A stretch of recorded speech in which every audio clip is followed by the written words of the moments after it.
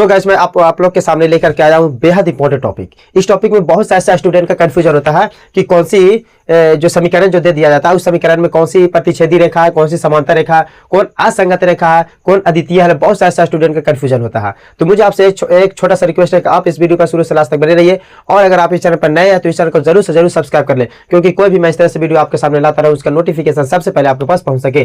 तो चलिए अब हम लोग समझते हैं ये टॉपिक को। देखिएगा यहाँ पर आपका कुछ दिया हुआ है, तो यहाँ पर आपको लग रहा होगा कि ये जो बॉक्स में दिया हुआ है इसे क्या चीज दिया हुआ है, तो इसको मैं हम बारी बारी से समझेंगे। तो देखिएगा सबसे पहले हम लोग यहाँ पर समझेंगे एक समीकरण का व्यापक रूप। तो देखिएगा यहाँ पर कुछ समीकरण का व्यापक रूप होता है। व्यापक रूप कहता है ax plus by plus c होता है, ठीक है। और एक मान लिया जाए, एक और ले लेते हैं ax plus by plus c, और ये बराबर आपका क्या हो जाएगा जीरो, बराबर आपका क्या हो गया, ये जीरो हो गया। तो ये आपका क्या हो गया, ये एक समीकरण के रूप हो गया। तो देखिएगा यहाँ पर इसको हम a1 मान लेते हैं, इसको b1 मान लेते हैं, इसको c1, a2 b2 और c2 मान लिए, ठीक है। अब यहां से क्या होता है ये दोनों में कि देखिएगा जब भी आपका इस तरीके से अगर पहचानने के लिए आपको अगर देगा, इस तरीके से पहचानने के लिए तो आपका दो इक्वेशन देगा, ठीक है। तो दो इक्वेशन में ये आपका पहचानना रहेगा, ये आपका क्या होता है अचर, ये हो गया अचर पद, और ई वाला जो होता है क्या चर पद होता है, ठीक है। तो दो इक्वेशन में अचर वाला के a1 मान लेना है और a2 मान लेना है, और यहां पर भी ये भी आपका क्या हो गया, ये भी आपका क्या हो गया अचर पद हो गया,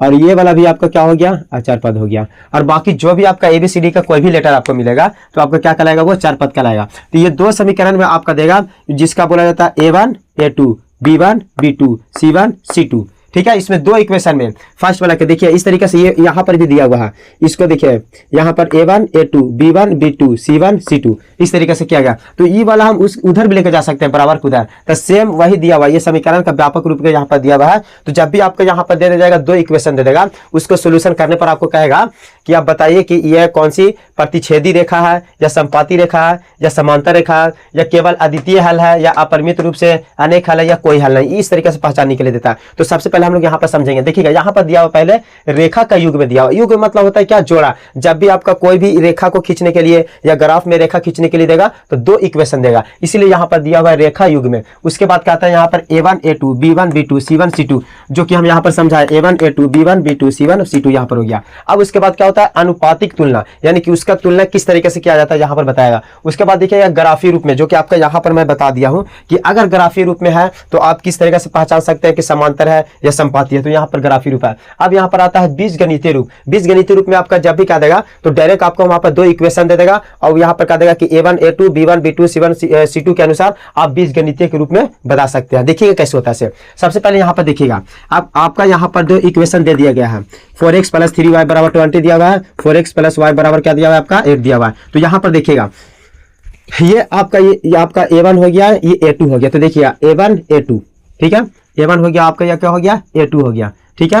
अब यहाँ पर b1 और b2 देखिएगा यहाँ पर जो बैठाया गया है, तो यहाँ पर इक्वेशन थोड़ा सा मिस हो गया, यहाँ पर क्या हो जाएगा 2 होगा। तो देखिएगा ये आपका a1 हो गया, a2 हो गया। तो देखिएगा a1 a2 की जगह पर 4/2 बैठाया हुआ, b1 और b2, तो b1 और b2 की जगह पर देखिएगा यहाँ पे 3 है और यहाँ पर कुछ है तो कितना है 1 है, तो 3/1 बैठाया गया। c1/c2 है, तो देखिएगा c1 की जगह पे कितना है 20/, कितना है तो 8 है, तो 20/8 हो गया। तो यहीं से बैठाया गया है a1 a2 b1 b2 c1 c2, तो a1 a2 b1 b2 c1 c2, ठीक है, यहाँ पर बैठाया गया। अब देखिए यहाँ पर मेन फंडा क्या होता है, अब ये क्या दिया हुआ है अनुपातिक तुलना क्या दिया हुआ है। तो देखिएगा सबसे पहले इसका सोल्यूशन करते हैं तो कितना आएगा 2 आएगा, ठीक है। तो यानी कि इसका सोल्यूशन करने पर आपका क्या आया 2 आया। इसका सोल्यूशन अगर आपका यहाँ पे कर देते हैं तो मान लिया जाए कि 3 आता है। अब ये तो सबसे मतलब 3 वाला हो गया, तो कहने का मतलब ये हो गया कि ये वाला और ये वाला दोनों कभी बराबर नहीं हुआ, यानी कि a1 और a2 और b1 और b2 ये कभी बराबर नहीं हुआ। तो अगर ये पोजीशन रहेगा कि a1/a2 बराबर नहीं है किसका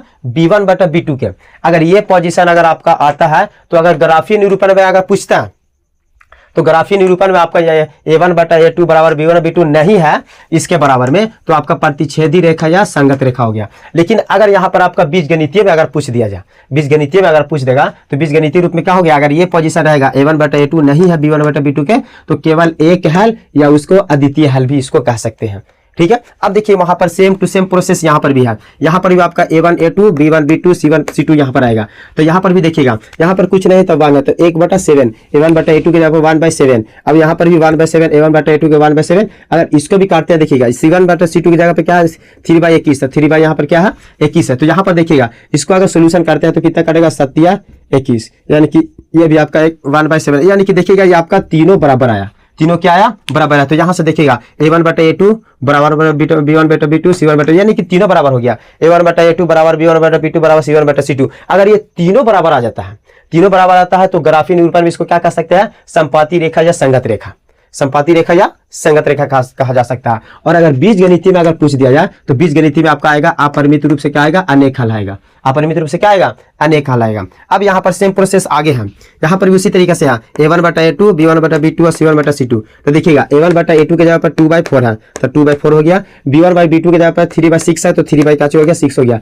C1 बाई C2 की जगह पर क्या है 6 क्या है 24 है तो 6/24 हो गया। अब यहाँ से देखिएगा इसका सोल्यूशन करते हैं तो 1/2 कटेगा, 1/2 कटेगा, लेकिन 6 चौके 24, यानी कहने का मतलब ये है कि 1/2 ये हो गया, 1/2 ये हो गया, लेकिन 1/4 यहाँ पर ही आ गया। यानी ये पोजीशन आया कि A1 बटा A2 B1 बटा B2 ये दोनों बराबर है, लेकिन B1 बटा B2 बराबर C1 बटा C2 नहीं है, यानी कि ये दोनों बराबर हो गया लेकिन ये इसके बराबर नहीं है। अगर ये पोजीशन आता है तब आपका क्या होगा, ग्राफीय निरूपण में आपका समांतर रेखा या असंगत रेखा कह सकते हैं। समांतर रेखा या क्या कह सकते हैं, असंगत रेखा अगर ग्राफीय निरूपण में पूछता है तो। अगर बीजगणितीय में आपका पूछता है तो इसमें क्या होगा, कोई हल नहीं है। ठीक है, इस तरीके से आप क्या कर सकते हैं, पहचान सकते हैं। तो ये बनाया हुआ है सभी बुक से, एक जगह छाट करके यहाँ पर लिख दिया गया है, इकट्ठा करके एक जगह कभी बुक में ये आपका नहीं मिलेगा। तो अब यहाँ पर देखिएगा, अब यहाँ पर यही कहता है ग्राफीय निरूपण में, तो इस तरीके से अगर ग्राफीय निरूपण जब भी आप ग्राफ बनाते हैं तो उसमें पूछ देता है कि ग्राफ ऑफ सॉल्यूशन क्या था, ग्राफीय निरूपण में इसको बताइए कि ये अद्वितीय हल है या अनेक हल है या समपाती रेखा है या प्रतिच्छेदी रेखा है। तो देखिएगा अगर आपका दो समीकरण है तो देखिएगा इस तरीके से अगर ये रेखा को प्रतिच्छेद करता है, यहाँ पर क्या किया आपका ये रेखा ग्राफ में क्या किया, प्रतिच्छेद किया, तो ऑफकोर्स यहाँ जब प्रतिच्छेद कर रहा है तो ये प्रतिच्छेदी रेखा हो गया। ठीक है, यहाँ तक तो ये आप आराम से मान सकते हैं। अब देखिएगा ये तो ग्राफ हो गया और ग्राफ में ये लाइन पर जो क्या हो गया, एक ही समांतर रेखा लाइन पे चला गया तो ये क्या हो गया, ये समांतर रेखा हो गया। अब देखिएगा अब ये दो समीकरण अगर यहाँ पर दिया जाए और एक ही लाइन पर, ठीक है, दोनों समीकरण आ जाए, एक ही लाइन पर क्या आ जाए, दोनों समीकरण हो गया, तो वो कौन सी रेखा होगा, तो समपाती रेखा हो गया। तो ऑफ कोर्स है कि ये चीज आपको बात समझ में आएगा तो आपको एक स्क्रीनशॉट करके आप कॉपी में क्या कर सकते हैं, नोट्स कर सकते हैं। तो चलिए अब हम लोग इसका नेक्स्ट टॉपिक नेक्स्ट वीडियो में हम लोग समझेंगे। तो एक बात आपसे और कहना है कि अगर आप ये कहीं से अगर वीडियो आप ये देख रहे होंगे तो एक कमेंट कर दीजिएगा कि ये मतलब पता चल जाएगा कि कहाँ से ये वीडियो देखी जा रही है। Thank you.